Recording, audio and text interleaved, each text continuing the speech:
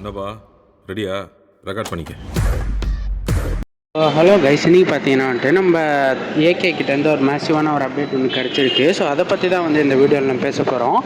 So மறக்காமல் எல்லோரும் video கிடைச்ச வரைக்கும் பாருங்கள். இப்போ தான் நம்ம சேனலில் புதுசாக பார்க்குறீங்க அப்படின்னா மறக்காமல் சப்ஸ்கிரைப் பண்ணி வச்சுக்கோங்க. வாங்க வீடியோக்குள்ளே போகலாம். ஸோ இப்போ பார்த்தீங்கன்னா வந்துட்டு நம்ம ஏகேவோட அடுத்த படம் 64 வந்து நம்ம ஆதிக் ரவிச்சந்திரன் தான் வந்து இயக்க போகிறாரு. அண்ட் இந்த படத்தை பார்த்தீங்கன்னா வந்துட்டு நம்ம ரோமியோ பிக்சர்ஸ் தான் வந்து தயாரிக்க போகிறாங்க அப்படின்ற எல்லா அப்டேட்டும் உங்கள் எல்லாருக்கும் தெரியும். ஸோ இப்போ வந்து என்னன்னு பார்த்தீங்கன்னா நம்ம சுரேஷ் சந்திரா வந்து நம்ம F1 படத்தோட ரீமேக் வந்து ஆல்ரெடி வாங்கியிருக்கிறதா வந்து தகவல் வெளியாயிருக்கு.